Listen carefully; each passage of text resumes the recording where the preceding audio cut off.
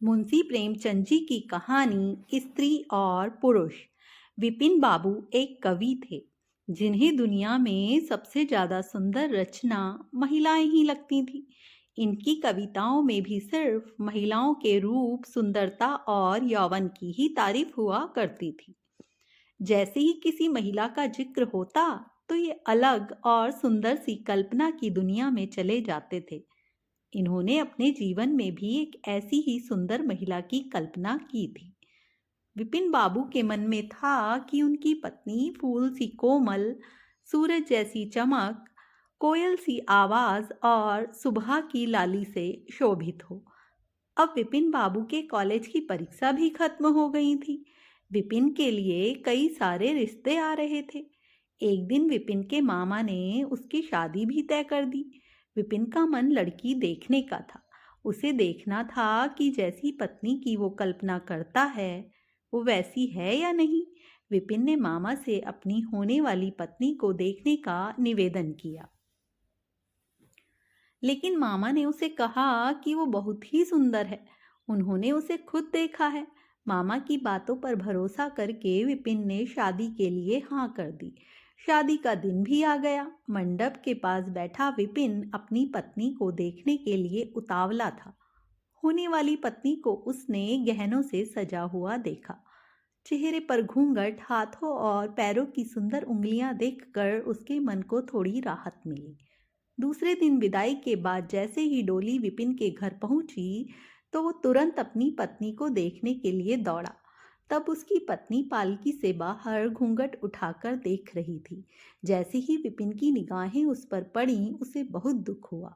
विपिन ने जैसी पत्नी के सपने देखे थे वो बिल्कुल भी वैसी नहीं थी। चौड़ा सा मुंह, चपटी नाक, फूले से गाल विपिन को बिल्कुल पसंद नहीं आए।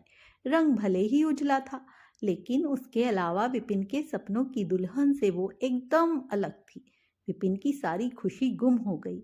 उसे मामा पर काफी गुस्सा आया, जिन्होंने लड़की की तारीफों के पुल बांधे थे। सबसे पहले उसने मामा से लड़ाई की, उसके बाद ससुराल वालों से और फिर अपने घर वालों से।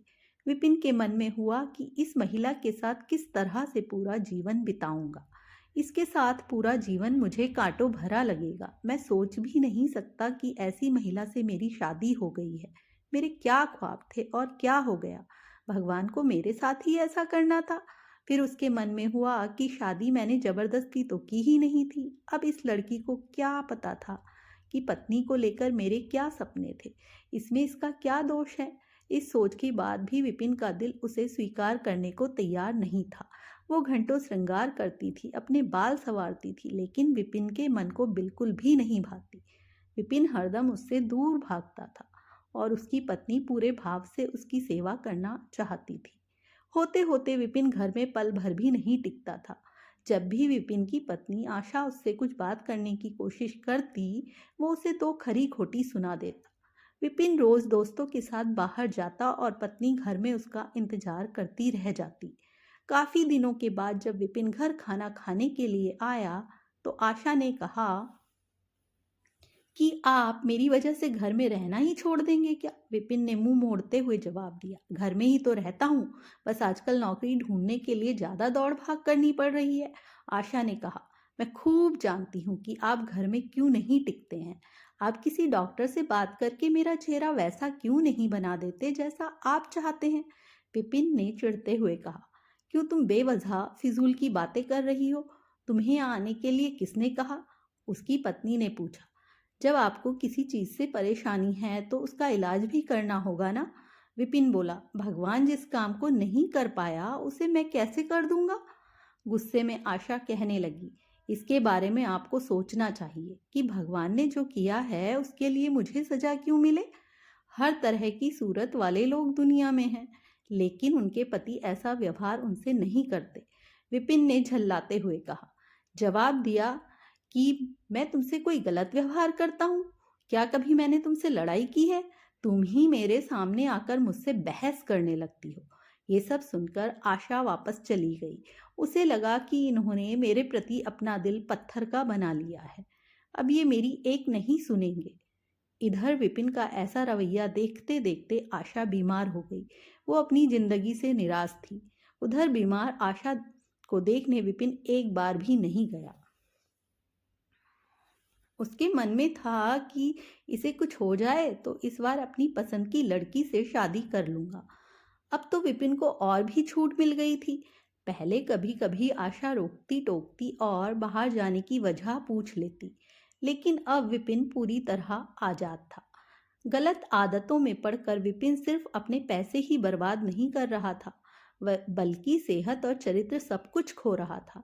होते होते विपिन का पूरा शरीर पीला और कमजोर पड़ने लगा। शरीर में सिर्फ हड्डियां ही नजर आ रही थी और आंखों के आसपास काले घेरे व गड्ढे पड़ गए थे। अपने चेहरे को देखकर रोज विपिन उसे संवारने की कोशिश करता, लेकिन कुछ हो नहीं पाता। एक दिन महीनों से बीमार पड़ी आशा बरामदे के पास चारपाई पर लेटी थी। उसने विपिन को काफी समय से नहीं देखा था, इसलिए किसी से विपिन को बुलावा भेजा। आशा के मन में था कि बुलावा तो भेज दिया है, लेकिन वो आएंगे नहीं। आशा का बुलावा मिलने पर आज विपिन पहले की तरह झल्लाया नहीं। वो बिना संकोच किए आज आशा के पास जाकर खड़ा हो गया। जैसे ही आशा ने उसे देखा तो हैरान हो गई। उसने पूछा, क्या आप बीमार हैं? बहुत दुबले हो गए हैं और पहचानने में भी नहीं आ रहे हैं। विपिन ने कहा, जिंदा रहकर भी अब क्या करना है? आशा ने नाराज होते हुए विपिन का हाथ पकड़कर चारपाई पर बैठा दिया और बोली, दवाई क्यों नहीं करते? आज आशा के इस तरह उसे खींचने पर विपिन नाराज नहीं हुआ। उसके व्यवहार में वो कड़वाहट नहीं थी। उसका गुस्सा जैसे पिघल गया था। चारपाई पे बैठते ही विपिन ने जवाब दिया, अब दवाई से मेरा कुछ नहीं होगा। मौत ही मुझे अपने साथ लेकर जाएगी। मैं ऐसा तुम्हें दुख देने के लिए नहीं कह रहा हूँ। मैं भयंकर रोग से ग्रस्त हूँ और अब मैं बच नहीं सकता। इतना कहते ही विपिन चारपाई पर बेहोश होकर गिर गया। उसका पूरा शरीर कांपने लगा और पसीना पसीना हो गया। विपिन की ये हालत देखकर महीनों से बीमार पड़ी आशा झट से बिस्तर से उठ गई। वो पानी लाकर विपिन के चेहरे पर मारने लगी, लेकिन उसे होश नहीं आया। शाम तक विपिन का मुंह टेढ़ा हो गया और शरीर में कोई हरकत नहीं थी। यह लकवा था जिसकी चपेट में विपिन आ गया था। इस रोग में बीमार आशा ने विपिन की खूब सेवा की।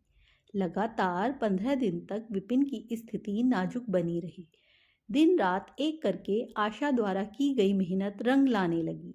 विपिन की हालत कुछ संभली, लेकिन अभी भी आशा अपनी गोद में सुलाकर ही विपिन को दवाई पिलाती और खाना खिलाती थी। इन सब में वो अपनी तबीयत को जैसे भूल ही गई थी। शरीर बुखार से तपता था, लेकिन उसे विपिन की स्थिति के सामने खुद की सेहत कुछ भी नहीं लगती थी। अब विपिन के दोनों पैरों में थोड़ी ताकत आने लगी थी। होते होते 4-5 महीने में वो अपने पैरों पर खड़ा होने लगा, लेकिन उसका मुंह टेढ़े का टेढ़ा ही रहा। उसके चेहरे पर पहले जैसी रौनक भी नहीं रही। एक दिन अपना चेहरा शीशे में देखने के बाद विपिन ने कहा कि मुझे भगवान ने अपने किए की सजा दी है। आशा, मैंने तुम्हें सुंदर नहीं माना और आज देखो कि मैं कितना कुरूप हो गया हूँ। अब तुम भी मेरे साथ वैसा ही व्यवहार करो जैसा मैं तुम्हारे साथ किया करता था। आशा ने हंसते हुए पति से कहा, आप मेरी आंखों से देखेंगे तो पता चलेगा कि आप में कोई अंतर नहीं आया है। अब आप पहले जैसे थे अब भी वैसे ही हैं। विपिन बोला, अच्छा, बंदर जैसा मुंह दिख रहा है और तुम कहती हो कोई अंतर नहीं आया है। तुम्हें मालूम है ना, भगवान ने मुझे मेरी करनी की सजा दी है। सबने खूब जतन किए, लेकिन विपिन का मुंह सीधा नहीं हो पाया। पति के पैर पर खड़े होने के कुछ समय बाद ही आशा ने घर में पूजा रखी, क्योंकि उसने भगवान से विपिन के लिए मन्नत मांगी थी। पूरे मोहल्ले के लोग विपिन के घर में जमा थे। भजन संगीत चल रहा था। तभी आशा की एक दोस्त ने उससे पूछा, अब तो तुझे अपने पति का चेहरा देखने की इच्छा नहीं होती होगी, कैसा टेढ़ा हो गया है मुंह। गंभीर आवाज में आशा बोली, मुझे तो कुछ फर्क नजर नहीं आता है। उसकी दोस्त ने पलटकर कहा, चल झूठी, ऐसा थोड़ी ही होता है, बातें मत बना ज्यादा। फिर आशा कहने लगी, सच कह रही हूँ, मुझे उनकी आत्मा मिली है जो उनके रूप से बढ़कर है और मैं हमेशा उनकी आत्मा को ही देखती हूँ। विपिन कमरे में दोस्तों के साथ बैठा था। तभी उसके एक दोस्त ने बरामदे की तरफ खुलने वाली खिड़की खोल दी। उसने विपिन से पूछा, आज तो यहाँ कई खूबसूरत लड़की हैं, बता तुझे कौन सी अच्छी लग रही है? विपिन ने कहा, खिड़की बंद कर दो। और जहाँ तक रही पसंद की बात, तो मुझे वही पसंद है जिसके हाथ में फूल की थाली है।